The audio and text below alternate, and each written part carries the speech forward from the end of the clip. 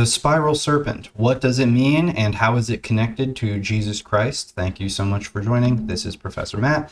Today's video, we are going to be talking about spiral mechanics and also the serpent symbology and how it relates to the idea of the Logos or the Christ. This is probably more of like a Gnostic or Hermetic take, and a lot of Christians get really confused by this topic. But first and foremost, just want to say thank you guys for all the support. Love and appreciate all of you guys. If you like the video, please follow, send it to your friends. Go check out ways to support me. I've got a Patreon and I've got books, courses. Just as a real quick plug, let me show you what I've been working on. So I've got an online university. We had a couple people who unfortunately could not afford it. So we went from 61 to 58 members, which makes sense because right now we're in really tough times, but people are still retained and really enjoying it. We have tons of different classes that you can take, including a symbology course, which does talk about the Caduceus and the Serpent symbolism. The other thing that you can check out, if community is not your thing and you'd rather have an app that can help you with pretty much everything in spirituality, highly recommend that you take a look at Shoutout. This is the app that I built. It is an astrologer, a psychologist, and an esoteric wise app that you can have conversations with. There's a daily planner that you get, and this is on the basic package. You can have conversations with it. It'll also track your inner alchemy cycles as well. So mine starts in about 2 weeks, which is really good to know. That means that I can do a little bit of pigging out for Thanksgiving, which is going to be nice. And if you get the advanced package, let me show you what I've been working on. Not only did I make massive improvements to the chat functionality and a lot of the other like basic functionality of the app, but I added a lot more on the advanced package. So when you go, you can check out what sign is on the horizon along with the energy that we might be feeling. So right now it's Aquarius. So it's really great for having those type of symbolical type of conversations. It gives you energy focuses and guidance along with like little descriptors of what each one means. You can see that pop up there. It tells you all about the sun and the moon, tracks the Schumann resonance of the sun. So if you wake up and you feel weird, you can check and see if it's high or low. It gives you a breakdown of each day. Today is Saturday, which is Saturn's day, right? So it's really great for organizing and maybe even partying a little bit, because that's normally what people do on Saturdays anyway. It has an active Mercury and other planetary retrograde tracker. It has Chinese New Year kind of spread and layout. And it's got tons of other stuff, which is great. I'm actually just noticing now. It looks like maybe it's because I'm zoomed in. Yeah, it's probably because I'm zoomed in. It looks a little cut off there at the top. I'll have to fix that. But other than that, it's got its own little daily breakdown. So I've widely expanded your own personalized daily forecast, including this now has house systems, which it actually did not have before because it was very difficult to get that implemented. So now it knows your full house system, your full chart. It gives you the full details, the full breakdown of information between both Placidus and whole sign, along with understanding Vedic astrology, Chinese astrology, Arabic astrology, Uranian, Draconian. It knows pretty much every form of astrology. Of course, some are more pertinent than others. It's got its own back-end mechanism for deciphering that. But guys, check that out if that interests you. I promise I will not be plugging this too hard at the end of the video. So without further ado, let's get into it. What is the real truth behind the serpent symbolism? Why did Eve listen to the serpent in the garden? Great question to really start us off with. So the serpent itself is neither good nor bad. Let's just get it right out of the way. You guys probably are already coming from an intermediate to an advanced level if you're watching my videos. If you're watching my videos and you're a beginner, I have tons of other videos, all on my channel, all on YouTube, all on my other social media. Go check those out. But if you're here, then you already know that you're about to learn some really cool stuff. The serpent was never seen as good nor evil. The serpent was about choice, all right? And the reason that the serpent represents choice is because the serpent represents the bridge between the lowest points and the highest points of consciousness. In other words, the highest point of consciousness would be heaven, to use basic terms, nirvana. The lowest point of consciousness would be here and even further beyond into our own tree of death. You see, everything is hierarchical. God creates man, man creates things, and those things could very well create other things. And there is actually even deeper depth to that hierarchy. God didn't just create man. God actually created a wife, Sophia, the divine mother, the universe as you know it. We are existing within the womb of that universe. But the Sophia created a false god, which is the God of the Old Testament, Yahweh, Yaldabaoth. It is not very well known, but these are part of the secrets that the Catholic Church and the Jewish rabbis and even the imams of the Muslim religion, they all deeply understand these things. The deeper you go into the secret societies and the more that they learn and they grow and they understand. The serpent represents energy, and it also represents reverberation. It represents an echo of sorts. Okay, just like the tail and the head of the serpent look very similar, you also have the Ouroboros symbolism, which I'm going to show in a second. But the serpent itself was neither good nor bad. It was about choice. And choices are both good and bad, because your choices you might think are good, but it could also potentially harm somebody else. Every choice that you make is pretty important. Some choices are less important than others. The first choice that God ever made was that he was going to create creation.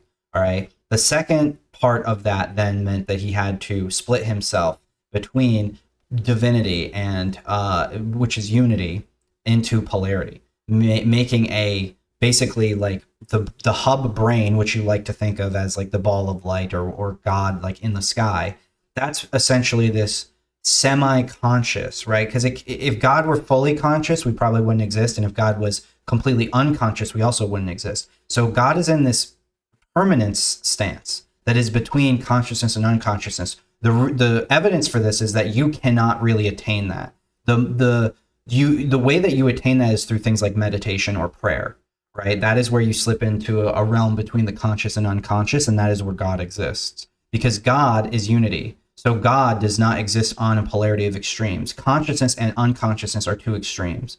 And that is exactly why it's also often a symbol of two snakes wrapping around one rod, so to speak. So the Ouroboros is another like famous symbol, which represents like the cycles of time, right? It's this serpent eating its own tail, but it's all the same, right? Like the cycles of time are always going to exist, and they're always going to repeat. That's kind of the whole point. The head bites the tail, and the tail in turn resets the cycle. So this is basically circular, but it's also a form of non-evolution, right? Like the Ouroboros is just keeping consistency in like unity of whatever it is. This is like a symbol of the demiurge. This is a symbol of it is eternal because there is a system in place to keep and maintain it to be eternal. But eventually that serpent's going to have to bite off of its tail.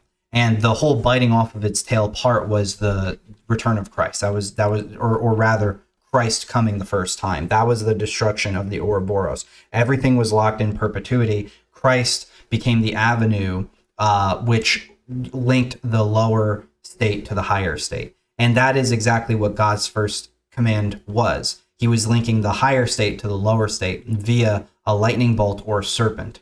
And this is shown in many different depictions and many different symbologies, especially Judeo-Christian symbology. But at the end of the day, the serpent itself is actually just a nod to spiral or energetic mechanics. So the serpent itself is really just a physical embodied representation of how we see energy move. If you watch a snake move, it has no arms, it has no legs. It only has the belly for the dust to eat, which is a biblical quote, and I'm going to talk about that too. But this is essentially the spiral mechanics showcased as a physical animal, which is why serpents were always chosen. Spiral mechanics are everything, and our ancestors figured this out pretty deeply. All of this is understanding waves, right? Waves, energy, frequency, etc. They didn't have the best way maybe to showcase that back in the day. Serpents were the way that they kind of showcased that because it was about reverberation of energy. And that's exactly how a serpent moves compared to any other animal. You also know about I would say this is more of a Greek symbol, but it's honestly, it's a universal symbol of the Caduceus. And the Caduceus is a very important, very proper symbol that has to represent a lot of different things. I'm actually going to make a separate video for tomorrow on the Caduceus, so watch that. But the Caduceus is another one of those symbols where it has two serpents intertwined around a staff. Well, evidently, the Mesoamericans also have a feathered serpent that flies through the sky. This is actually what the Pokemon Rayquaza is based off of. Quetzalcoatl, right? So Rayquaza, which is this Pokemon, is like this dragon. I guess I could show you guys if you've never seen it before. It's this dragon that flies in the sky, and he is big and green. He's like a feathered serpent or dragon, so to speak, and he protects the earth. And, you know, he's kind of very similar to the world serpent from Norse mythology. He's similar to Quetzalcoatl. But what does this really like entail? Well, Rayquaza in the Pokemon games and shows and stuff, he actually fights Deoxys, which Deoxys is deoxyribonucleic acid. It's DNA, right? This is why he's named Deoxys. So Deoxys is the DNA Pokemon. He can transform, he can shift. So this is a storytelling from the #1 media brand in the world. I bring up Pokemon a lot because they're using these symbologies to get to the kids, including me. I was one of the kids that got hooked on this. But this is a story between the nervous system and DNA and how they change each other, how they evolve each other. Let's go a little bit deeper. We can study Kundalini. Kundalini is really what's often symbolized with like the sacred secretion or the inner Christ process. Kundalini is the more Eastern, Indian, Hindu standpoint of Christ consciousness. It is activating what they call the Ida and Pingala nerves around the Sushumna, which is the center staff or the center serpent, causing enlightenment. Now, ultimately, Kundalini is really about spiral mechanics again. The Ida actually is the one that's tapped right into the Kundalini base, and the Pingala is the one that's tapped into the central chamber or the center world where the baby is born or the Christ seed is born, all of those. So the Ida is one, it comes up here, it crosses over, it loops around, and it goes back down to then go in that central area to go up the Sushumna, which again is spiral. This is all spiral mechanics, right? It comes up, it flips over, it goes down, and it creates the embodiment of a human, right? It's like a little circle up here, a big circle down here. It looks like a torus field. It looks like a polarity field. And this is a very important, mechanism to understand fully what exactly is going on here. Really, this is the body, and I've never really been able to find whether or not one side does one thing or the other. It would make sense because we are dual, right? We are dualistic. But really, your body actually just kind of operates in multiple ways in regards to this.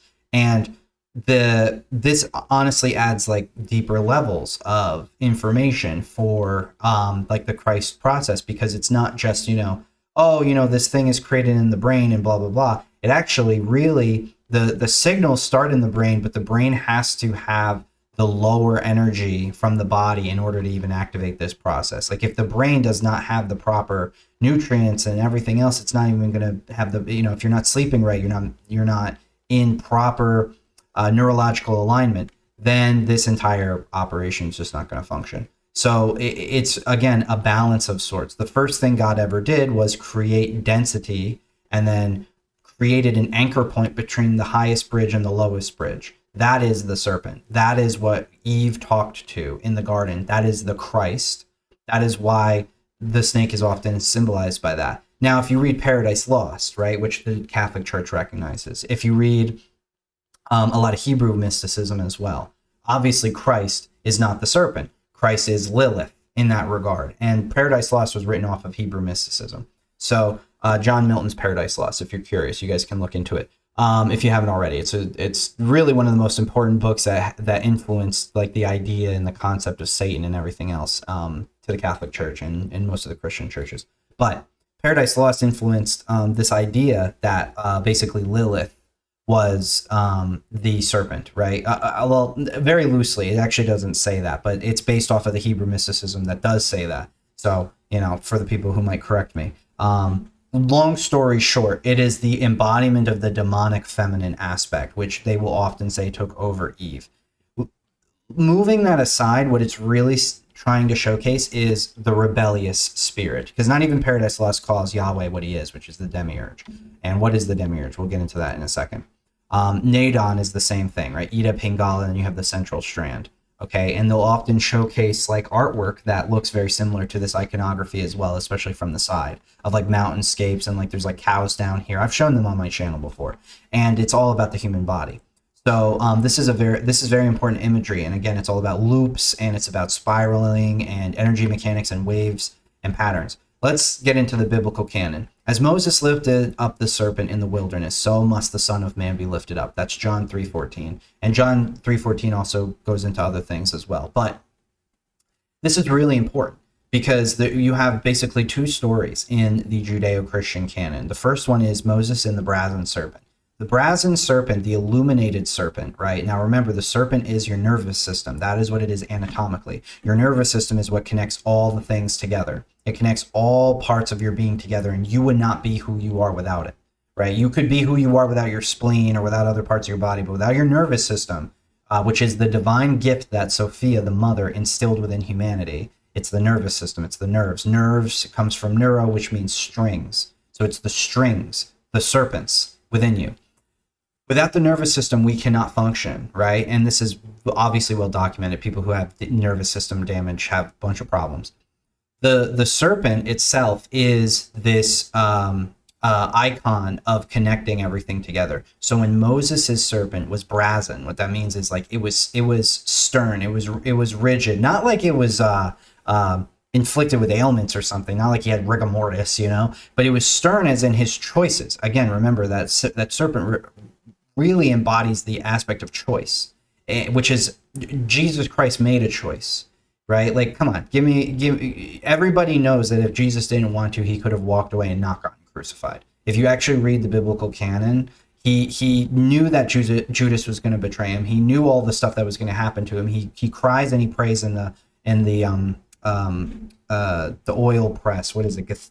I can never say the garden correctly. Gethsemane or whatever it is.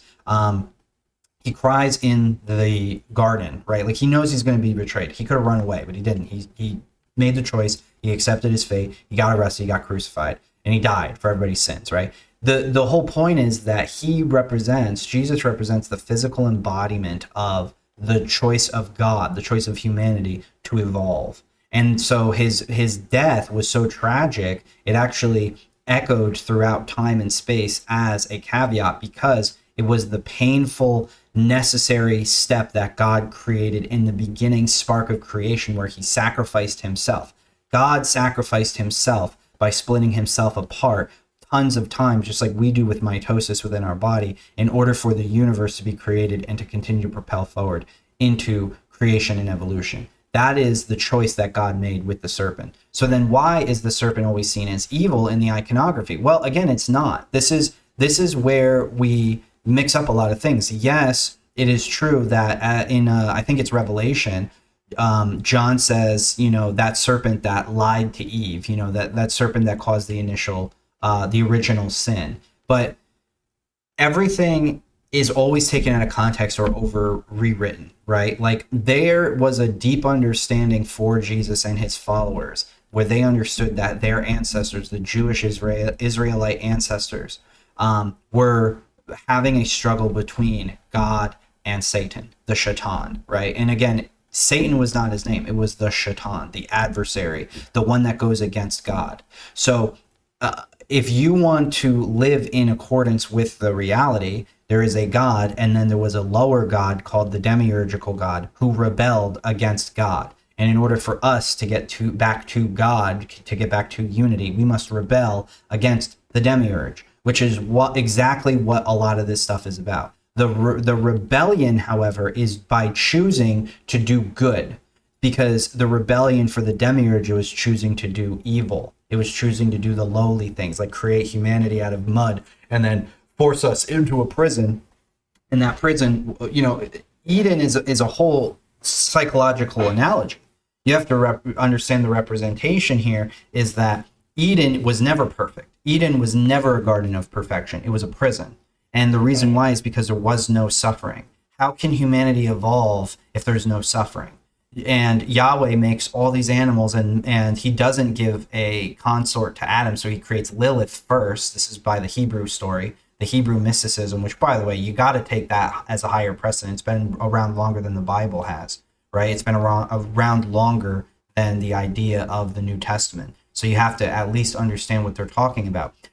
Yahweh creates Lilith and then gets jealous of Adam, and Lilith gets angry at Adam. So Lilith leaves and becomes Yahweh's concubine of sorts. Like she becomes Yahweh's wife, I guess you could say, the demiurge's wife, and then feels rejected because then the demiurge creates Eve, and Adam and Eve end up having this perfect unity, whereas Lilith and the demiurge do not, because they're imperfect creatures. They lack the love of Sophia, whereas Eve had the love of Sophia imbued in her.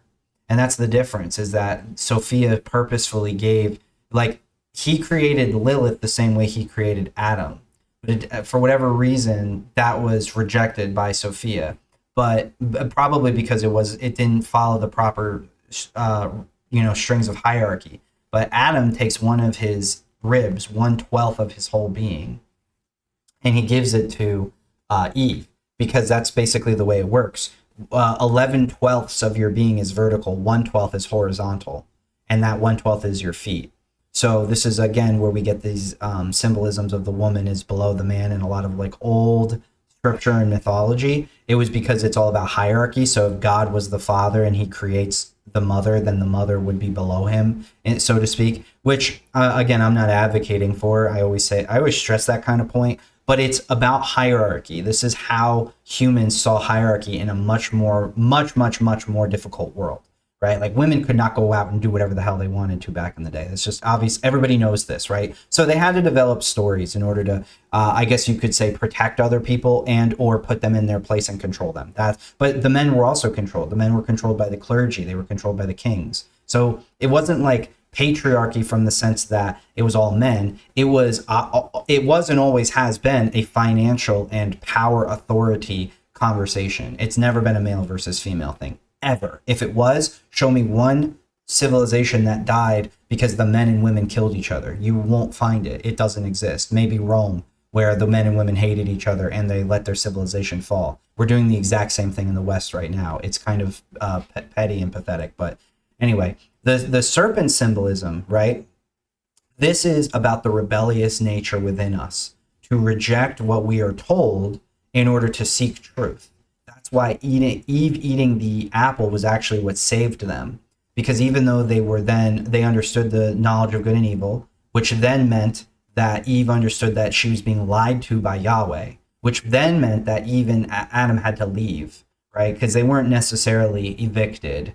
If you read like the original Hebrew, it was more like they had come to this agreement that Adam and Eve could no longer stay within the Garden of Eden's paradise, because they were cursed by Yahweh. So it was more like Yahweh got pissed off and cursed them, and because they were cursed, they couldn't stay in Eden anymore. So they had to leave. So yeah, it was kind of like they got kicked out, but it was also more like they chose to get kicked out because they ate the apple. So again, it's about choice. They chose to go forward. Also, eating of the apple is a big inner alchemy thing too, but they chose to eat the apple because they were not happy. So they were in this garden of perfection. And like so many Christians, they're so easily guilt tripped by this, but it's so false. Like, the story is a heroic story. It's not a story of sin and humanity's fall. It's actually about humanity's rise. The fall was when we were created and stuffed in a prison where we were told you can do anything you want except that one thing. Don't do that. It's like, well, why? It's like, well, because if you do, then you will have the power to evolve. The power of evolution is the power of immortality. That is the truth. So evolution, what we already do as we age and everything, is the power of immortality. Because if you have limitations, it forces you to become greater than what you are. Death is a limitation. And thus, when Adam and Eve ate of the apple and they learned of death, here's the reality. They were going to die anyway. Yahweh was this very vindictive figure. He flooded the fucking earth. If he was going to keep them in this prison forever to be happy, as soon as they did one thing to piss him off, he was going to force them out. So there was nothing that they could do. There really wasn't. They were locked in a prison. There was nothing to do when you really think about it. There was nothing for them to build. There was nothing for them to conquer.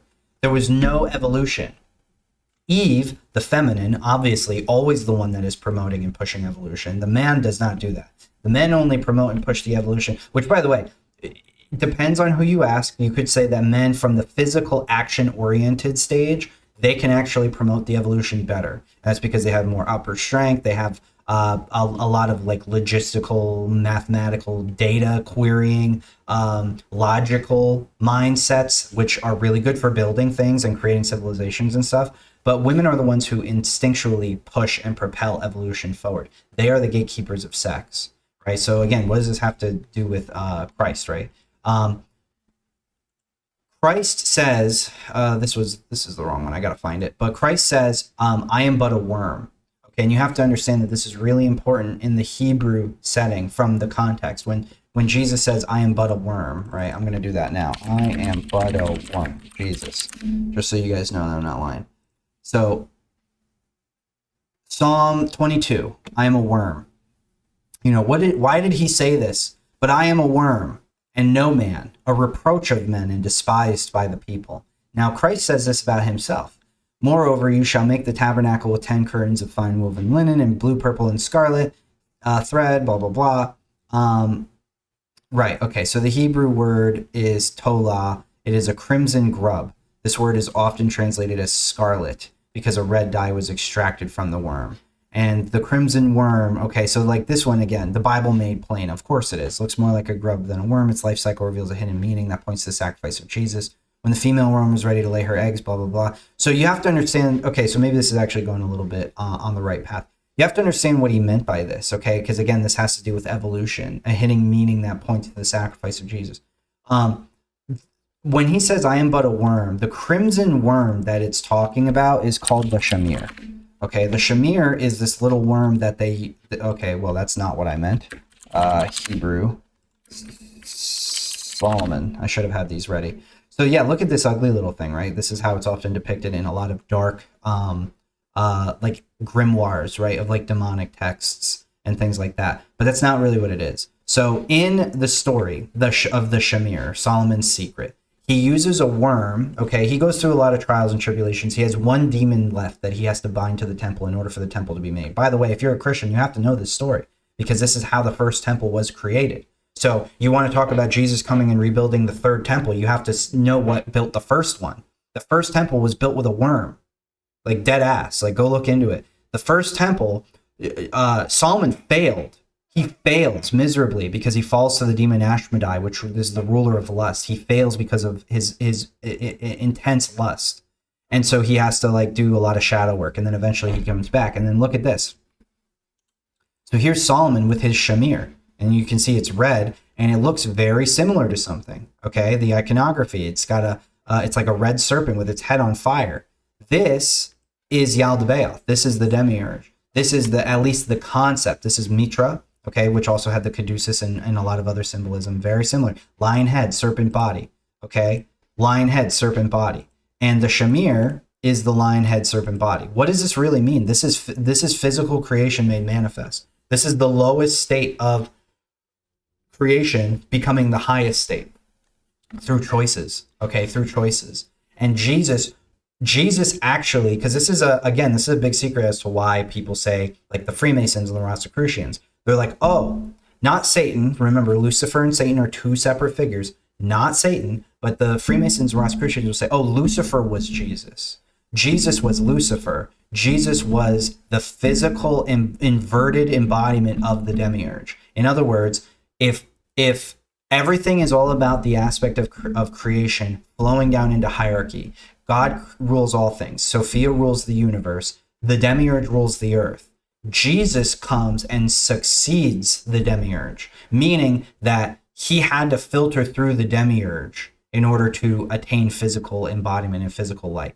That's why he battles the shaitan, the adversary, right? The angel that oftentimes is like either associated with or at the right hand of the demiurge. And Solomon uses the inner Christ, the inner worm, the inner seed, the inner sacred secretion. And Jesus saying, I am but a worm is in reference to this. And there's actually another guy, okay, that also comes into mind. His name was Jacob Frank. He is what has led to a lot of the Zionist propaganda of today. Jacob Frank also said, I am a worm such as Christ, or something similar. And what does this mean? This means that they are saying, what do worms do? They without worms, we would not be able to have a lot of stuff grow and prosper. They dig through the dirt to seek the treasure. Okay, worms are a serpent. It is, again, about choice. Birds eat the worms, right? The birds obviously representing higher forms of symbolical consciousness. Birds eat the worms. The early bird gets the worm. It very much so goes deeply into this idea where Jesus is saying, by the way, in this context, and I know exactly where this is coming from, he's basically saying, everybody hates me, right? He has that very famous saying, I'm bastardizing this, right? It's not verbatim, but he basically says, don't feel bad. Everybody hated me first. So if you feel bad about how everybody hates you, imagine how I felt, right? That's a big thing that Jesus says. This is why he says, I am a worm. He is saying, I am a bridge between the lowest and the highest. I am literally the walking embodiment of God, and I'm healing the poor. I am listening to the whores and the prostitutes. I'm going to the bars where all the lowly people are.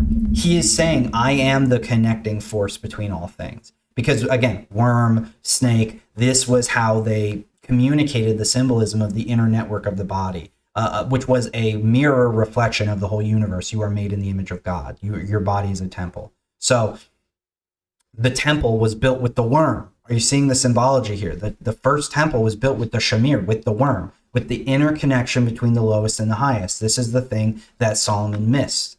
He thought too highly of himself. And because his ego was so high, this is all about shadow work, the lowest demon was able to beat him. Once he found balance between all things, that's what the worm represents, choice and balance. Once he found that, he was able to conquer the demon. Now, again, what we're talking about here is becoming unified and whole. You can see this guy looks crucified on the Kabbalah, the tree of life, right? This is exactly what happened with Eve, right? And this is the whole symbolism of the Caduceus anyway. So the last part I'll show, let's see, where is it? Here. In Genesis 3:14, this is when Yahweh puts a curse on the serpent, right? Because Yahweh's now pissed because this serpent has infiltrated his garden. That's why the serpent is called evil, because it's the evil people that run the world and they worship Yahweh. They don't worship God. So the serpent was, right, the phrase, your belly will eat the dust, originates from Genesis, where God curses the serpent for leading Adam and Eve to eat from the forbidden tree, which, by the way, serpent didn't lie. Serpent said, hey, Yahweh says that if you eat it, you're going to die. I can tell you you're not going to die. I've eaten it. So this curse symbolizes a state of humiliation and degradation, just like how Jesus was humiliated and degraded, crucified, right? As the serpent is cursed to crawl on its belly and eat dust all its life, indicating a life of lowliness and servitude. And then you also have like the people crushing the head of the serpent, Mary crushing the head of the serpent. So the serpent, in the context of Mary, that represents more the demiurgical figure. This is more about Yahweh crushing the head of the serpent here by removing its arms and legs, which, by the way, supposedly the serpent had arms and legs previous, right? So like all of the imagery with the serpent with no arms and legs, that's not actually what it looked like if you read the Hebrew. In the Hebrew, he is stripped of his arms and his limbs. So he goes from a 5-pointed star to a one line, all right? So he goes from unity, like with the 5 points, into just the singularity of just the one thing, which also makes it vulnerable, makes it very easy to kill, right? Its mouth is its only protector. It doesn't have any other form, also meaning like the voice, the tongue, things like that, the poison, right? And this is about choice and balance, again, because a serpent can either bite you like it does in the story of Moses, or it can guide you, it can protect you. And that is kind of the whole analogy here, is what are you going to choose? There's a rebellious spirit in all of us. Are you going to rebel against the warden of the prison, or are you going to suck up to him, right? And most people, 99% of people, 95%, choose to suck up to the warden. And they think that sucking up to the warden is how they're going to live a good life. And then they wonder why all the problems arise, because Saturn is the biggest teacher. So this is really important, though. You will crawl on your belly and eat the dust. And the reason for that is because this is a deeply, again, humiliating ritual, but it is also Yahweh. It is like the biggest mistake Yahweh makes, because by removing the ability for the serpent to live like the rest of them, the serpent is cast as the lowest form, like the insects, right? Like he's like basically like an insect. Like insects don't have really arms and legs. They do, but not like, you know, they're like little sticks. They don't use those to defend themselves a lot of the time, most of the time. And it basically is a bastardization of nature. There's no other being that is so stripped of all of its faculties. Even fish can swim away really fast because they're in water, which is in a different medium. But a serpent can only go as fast as it can, and the belly will eat the dust. Meaning, it's like an Ouroboros kind of analogy, only it's basically saying, I'm going to make sure that you eat nothing good for the rest of your life, right? And the belly is also where the Christ seed is created. So it's putting the idea or the aspect of the Christ consciousness into the like lowest state. In other words, it's cursing the idea of higher consciousness itself by Yahweh's actions. It's a very petty and cruel action.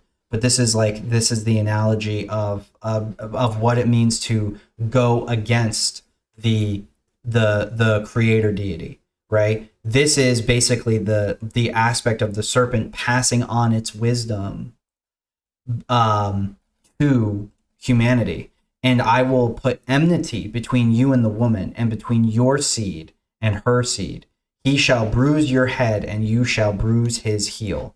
Right? This is very, very, again, very deep mysticism. Here you can see like that serpent, it's like a trickster, right?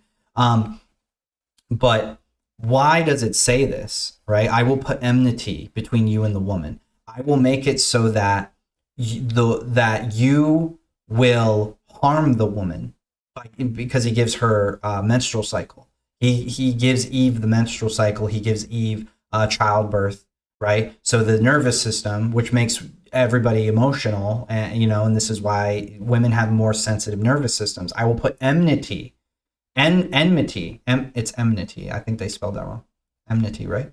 I will put enmity between you and the woman, and between your seed and her seed. So this is, again, a deeper analogy here, because this has to do with the article of rejuvenation, where the seed, the inner serpent, right? The inner Christ consciousness, so to speak, the logos, the reverberation of the initial standpoint of creation.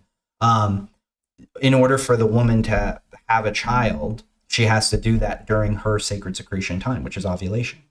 So between her seed and your seed is when the woman chooses to get pregnant. That cycle, she is taking herself out of the rejuvenation cycle. But it also creates a harmonious balance between the child and the mother if everything works out properly, and they actually feed each other.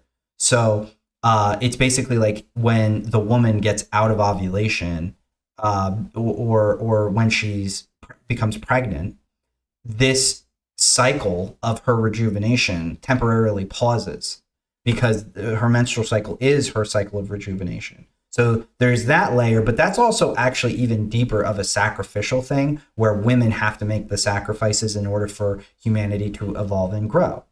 And then there's also he shall bruise your head and you shall bruise his heel, which I think that has to do with Jacob, the birth of Jacob or whatever. And this is also about again, he as in her seed shall bruise, or no, I'm sorry, he as in the serpent shall bruise your head, and you shall bruise his heel.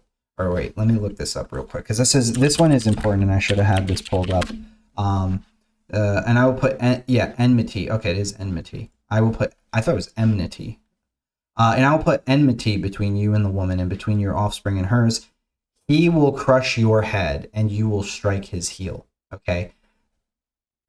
Yahweh, I am now fulfilling the cycles of time and rejuvenation. He will strike your head and you will strike his heel.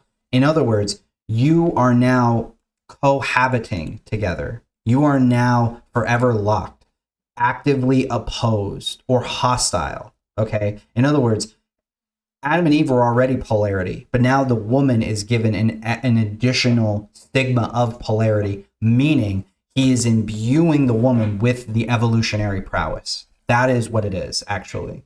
And it seems like such a negative thing, because it's like the curse of death.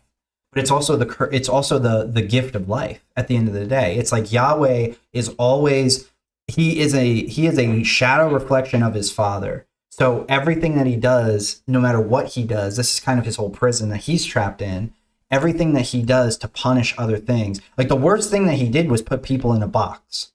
And he was like, I did a great thing. I'm a good guy. Even it was the worst thing that he could have done. Then the people rebel against him and they eat of the apple. And he's like, all right, well, I'm going to curse you now. And it's the best thing that's ever happened to us. Because without understanding evolution, we cannot understand Christ. We cannot understand ourselves. We cannot understand humanity as a whole. And we can't understand God. So if we had just been kept in the garden, kept in the box, we would never know the true God. And that was why the serpent's role was so crucial. And that is why it gets punished so severely. And this is, again, like a bigger story unraveling here about evolution. It's about the Ouroboros, the cycles of time, etc. So thank you guys for watching. I'm already way over on this video. My gosh, I cannot keep it to like 30 minutes to save my life. But I love you guys, and I hope that you guys enjoy the rest of your weekend, and I will see you in tomorrow's video. If you want, check out my AI tool and check out my online school. All right, I'll see you guys in the next video. Love you guys.